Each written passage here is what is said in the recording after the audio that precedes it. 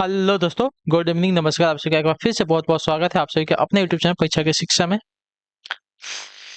I hope कि आपसे अच्छे होंगे, आपकी जो तैयारी है बढ़िया तरीके से चल रही होगी। जो बच्चे क्लास में फर्स्ट टाइम में पहली बार नए हैं, उसको पता है हमारे चैनल पे आपकी बीएड परीक्षा 2024 को आपकी तैयारी रेगुलर बेसिस पे करवाई। तो जिसे भी तैयारी पूरी करनी है चाहते हो, चैनल को जो है सब्सक्राइब करके हमारे साथ जुड़ जाइए और उसके बगल में बेल आइकन है उसको ऑन कर लेंगे। ठीक है, क्लास को समय देखिए, जीके जिसकी जो क्लासेस सुबह 10 बजे आपको डेली देखने को मिल जाती है। रीजनिंग क्लासेस देखिए दोपहर को 2 बजे मिलती है, लेकिन इसकी जो क्लास है कल से आपकी 1 बजे हो जाएगी। ठीक है, कलवर की जो क्लास है आपको शाम को 4 बजे, और जो हिंदी की क्लासेस आती है शाम को 7 बजे। तो हमारे जो क्लास का शेड्यूल है उसको याद करके कि इस टाइम पे आपको क्लासेस से जुड़ना है, अपनी तैयारी को जो है पूरा करना है। ठीक है। बाकी अगर क्लासेस का आपको वीडियो जो पीडीएफ के लिए हमारे टेलीग्राम का चैनल ज्वाइन कर, परीक्षा की शिक्षा नाम का टेलीग्राम का चैनल है, नीचे डिस्क्रिप्शन में आप सबको इसका जो है लिंक मिला, फटाफट जाकर टेलीग्राम चैनल से आप जुड़ जाइए।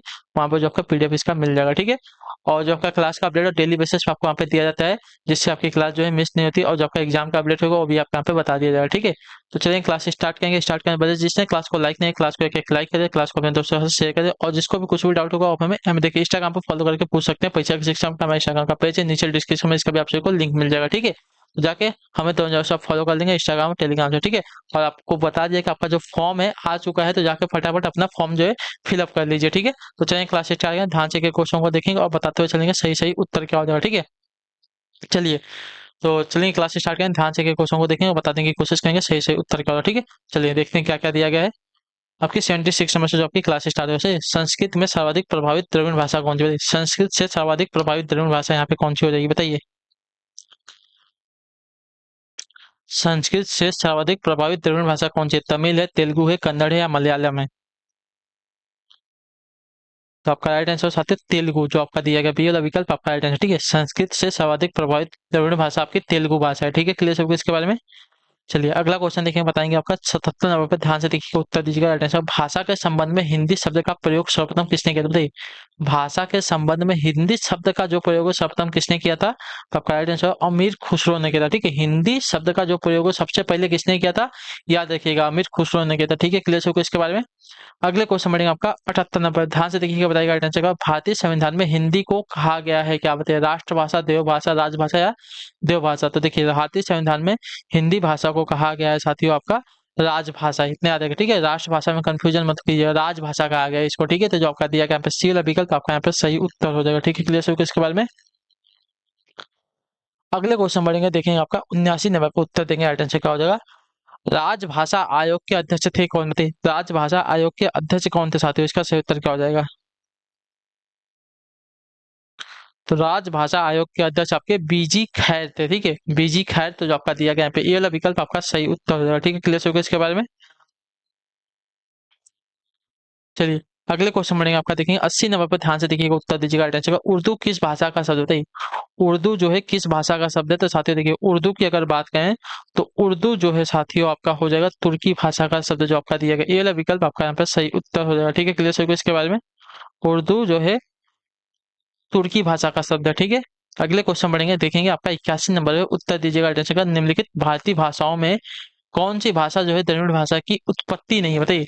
निम्नलिखित भारतीय भाषाओं में कौन सी भाषा जो है द्रविड़ भाषा की उत्पत्ति नहीं है साथियों? इसका राइट आंसर क्या हो जाएगा? तो इसका राइट आंसर आपका हो जाएगा साथियों यहाँ पे मराठी। ठीक है, बाकी कन्नड़, मलयालम, तेलुगु ये सभी आपकी द्रविड़ भाषाओं की भाषा होती है, देखिए, लेकिन मराठी जो आपका देखिए देवनागरी लिपि में आती है, इतने याद रखिएगा। ठीक है, अगले क्वेश्चन बढ़ेंगे, देखते हैं 82 नंबर पे, उत्तर देंगे राइट आंसर क्या हो जाएगा, ध्यान से देखिएगा। निम्नलिखित में से किस देश में जो है अधिकतम संख्या में भाषाएं बोली जाती है? सभी को पता होगा भारत में। भारत में तो जो आपकी जो मतलब लिस्टेड भाषाएं हैं आपकी 22 भाषाएं हैं, इसके अलावा भी आपकी बहुत सारी भाषाएं जो है आपकी इंडिया में बोली जाती हैं। तो देखिए सबसे ज्यादा अधिकतम भाषाएं कहाँ पे बोली जाती है? अपने भारत में बोली जाती है। ठीक है, तो जो आपका दिया गया यहाँ पे सी वाला विकल्प आपका यहाँ पे राइट आंसर है। ठीक है, क्लियर हो गया इसके बारे में। अगले क्वेश्चन बढ़ेंगे आपका 83 पे उत्तर देंगे। भारत में अंग्रेजी भाषा को शिक्षा के माध्यम के रूप में किसने आरंभ किया था, बताइए। भारत में अंग्रेजी भाषा को जो है शिक्षा के माध्यम के रूप में किसने आरंभ किया था? तो आपका राइट आंसर हो जाता है लॉर्ड मैकाले ने किया था। ठीक है, जो आपका ये वाला विकल्प देगा आपका राइट आंसर हो जाएगा। ठीक है, क्लियर हो गया इसके बारे में। अंग्रेजी भारत में अंग्रेजी भाषा को शिक्षा के माध्यम के रूप में लॉर्ड मैकाले ने आरंभ किया था। ठीक, अगला क्वेश्चन 84 नंबर है, हिंदी साहित्य के प्रारंभिक काल को आचार्य शुक्ल ने क्या कहा, बताइए। हिंदी साहित्य के प्रारंभिक काल को जो है आचार्य शुक्ल ने क्या कहा है? तो आपका राइट आंसर हो जाएगा साथियों यहाँ पे वीर गाथा काल का है जो आपका दिया गया यहाँ पे सी वाला विकल्प आपका सही। देखिए हिंदी साहित्य के प्रारंभिक काल को जो है आचार्य शुक्ल ने आपका वीर गाथा काल कहा है, तो जो आपका दिया गया सी वाला विकल्प आपका यहाँ पे सही उत्तर हो जाएगा। ठीक है, क्लियर हो गया इसके बारे में। अगले क्वेश्चन बढ़ेंगे आपका 85 नंबर पर, ध्यान से देखिएगा, बताइएगा आंसर। भारत की प्राचीन भाषा है क्या, बताइए। हिंदी है, प्राकृत है, संस्कृत है या पाली है। तो हिंदी की प्राचीन भाषा आपके यहाँ पे संस्कृत भाषा है जो आपका दिया गया यहाँ पे सी वाला विकल्प आपका सही उत्तर हो जाएगा। ठीक है, क्लियर हो इसके बारे में। अगले क्वेश्चन बढ़ेंगे 86 नंबर पर, उत्तर देंगे अल्टेशन। पल्लव की रचयिता कौन है, बताइए पल्लव के रचयिता कौन है। देखिए पल्लव के रचयिता की अगर बात करेंगे साथ, तो पल्लव के रचयिता आपके सुमित्रा नंदन पंत जी हैं, तो जो आपका ये वाला विकल्प देगा आपका राइट आंसर होगा। ठीक है, पल्लव के रचयिता आपके सुमित्रा नंदन पंत है। ठीक है, क्लियर है। अगले क्वेश्चन बढ़ेंगे आपका, देखेंगे 87 नंबर, बताएंगे आंसर का। चिंतामणि के रचयिता कौन, बताइए चिंतामणि के रचयिता कौन है। तो चिंतामणि के रचयिता अगर देखने जाएंगे साथियों, आपके आपके हो जाएंगे रामचंद्र शुक्ल, जो आपका दिया गया सी वाला विकल्प आपका राइट आंसर। ठीक है, चिंतामणि के रचयिता आपके रामचंद्र शुक्ल जी हैं, तो जो आपका दिया गया यहाँ पे सी वाला विकल्प आपका राइट आंसर। ठीक, क्लियर हो गया इसके बारे में। चलिए अगला प्रश्न देख लेते हैं आपका 88 नंबर प्रश्न, ध्यान से देख के बताएंगे राइट आंसर का। निम्नलिखित में से सबसे पहले अपनी आत्मकथा हिंदी में किसने लिखी, बताइए। निम्नलिखित में से सबसे पहले अपनी आत्मकथा हिंदी में किसने लिखी है, तो आपका राइट आंसर हो जाएगा साथियों आपके राजेंद्र प्रसाद ने। ठीक है, जो आपका दिया गया यहाँ पे सी वाला विकल्प आपका राइट आंसर हो जाएगा। ठीक, क्लियर सभी को। सबसे पहले हिंदी में अपनी आत्मकथा आत्मकथा किसने लिखी थी, तो राजेंद्र प्रसाद ने। ठीक है, डॉक्टर राजेंद्र प्रसाद, जो आपका दिया गया ये वाला विकल्प आपका यहाँ पे सी वाला विकल्प आपका यहाँ पे राइट आंसर। ठीक है, क्लियर सभी को इसके बारे में। अगला क्वेश्चन देखेंगे 89 नंबर पर, ध्यान से देखिएगा, बताइए राइट आंसर। आंचलिक रचनाएं किसके संबंधित किससे संबंधित, बताइए।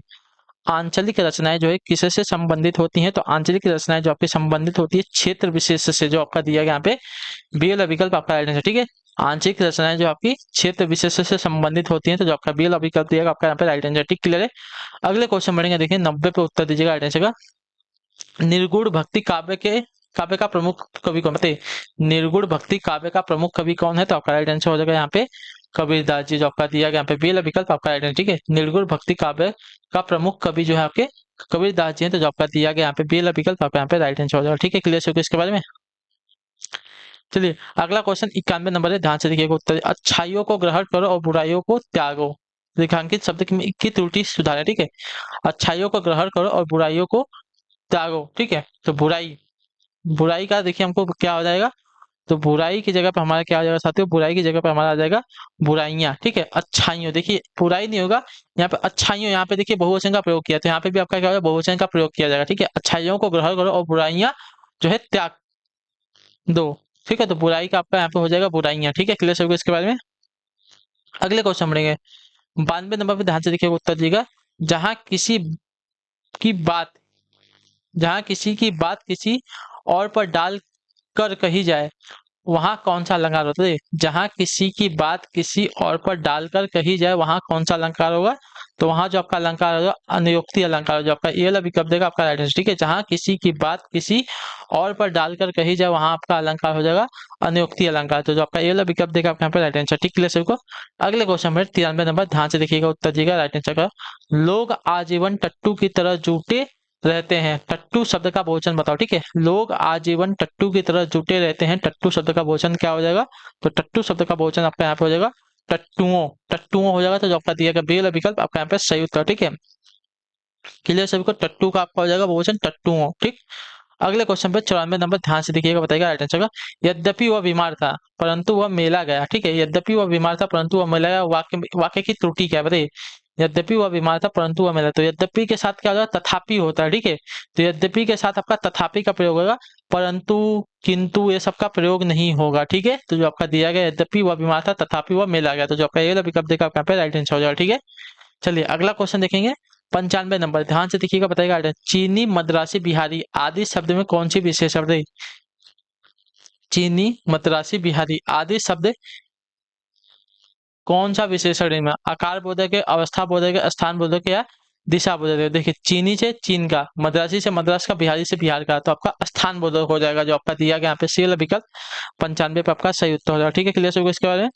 अगले क्वेश्चन बढ़ेंगे 96 नंबर पे, उत्तर दीजिएगा राइट आंसर क्या हो जाएगा। पूछेगा अपनी खिचड़ी अलग पकाना का अर्थ बताइए। ठीक है, अपनी खिचड़ी अलग पकाना का अर्थ क्या हो जाएगा, तो देखिए अपनी खिचड़ी अलग पकाना यानी कि सबसे अलग रहना। ठीक है, जो आपका दिया गया यहाँ पे डी वाला विकल्प आपका राइट आंसर हो जाएगा। ठीक है, अपनी खिचड़ी अलग पकाना का अर्थ हो जाएगा सबसे अलग रहना। अगले क्वेश्चन बढ़ेंगे आपका 97 नंबर, रिक्त स्थान भरे, ठीक है। जिन वर्णों का उच्चारण स्वतंत्र होता है उन्हें क्या कहते हैं? जिन वर्णों का उच्चारण स्वतंत्र होता है उन्हें क्या कहते हैं? तो उन्हें जो आपका देखिए स्वर कहते हैं, ठीक है। जिन वर्णों का उच्चारण स्वतंत्र होता है उन्हें स्वर कहा जाता है। जो आपका ये वाला विकल्प देगा आपके यहाँ पे सही उत्तर, ठीक है। अगले क्वेश्चन बढ़ेगा 98 नंबर, बताएंगे ध्यान से बताएंगे राइट आंसर। पद्मावत महाकाव्य कौन सी भाषा में लिखा है, बताइए। पद्मावत महाकाव्य जो है कौन सी भाषा में लिखा गया है? तो पद्मावत महाकाव्य जो लिखा गया आपका अवधी भाषा में लिखा गया। तो आपका सी वाला विकल्प देगा आपका यहाँ पे राइट आंसर, ठीक है। क्लियर होगा इसके बारे में? पद्मावत महाकाव्य जो है आपकी कौन सी भाषा में? तो अवधी भाषा में लिखा गया है, ठीक है। क्लियर होगा इसके बारे में? चलिए अगला क्वेश्चन 99 नंबर, ध्यान से देखिएगा। उत्तर देगा, दिए गए चार विकल्पों में से कौन सा शब्द जो है स्त्रीलिंग है, बताइए। दिए गए चार विकल्पों में से कौन सा शब्द जो आपका स्त्रीलिंग शब्द का है? तो आपका राइट आंसर हो जाएगा साथियों आपका प्राकृतिक। प्राकृतिक जो आपका देखिए स्त्रीलिंग शब्द का हो जाएगा, ठीक है। बाकी अध्यक्ष महोदय दुपट्टा ऐसे भी क्या आपके देखिए पुल्लिंग शब्द हो जाएगा, ठीक है। अगला क्वेश्चन 100 नंबर, ध्यान से देखिएगा, उत्तर दीजिएगा। क्या दिया गया पहले ये देखेंगे। दिए गए विकल्पों में से अकुलाना का समानार्थी शब्द कौन सा है, बताइए। अकुलाना का समानार्थी शब्द कैसा हो जाएगा, बताइए बताइए साथियों। अकुलाना का समानार्थी शब्द कौन सा होगा, देखिए अकुलाना का समानार्थी शब्द हमसे पूछा है, तो बताइए।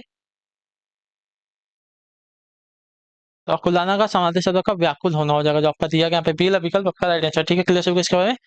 तो ठीक है, इसी के साथ जो आपकी क्लास है आज की यहीं पे कंप्लीट होती है। आई होप कि आपको जो क्लास है अच्छी लगे, अच्छी क्लास को लाइक करें, चैनल पहले तो चैनल को सब्सक्राइब, और हमें जो है कमेंट करके अपनी राय जो है क्लास के बारे में जरूर देंगे, ठीक है। तो हम आपसे मिलते हैं आपकी अगली क्लास में, तब तक के लिए टाटा बाय बाय, जय हिंद जय भारत। आपसे क्लास से जुड़ने के लिए बहुत बहुत ही धन्यवाद साथियों।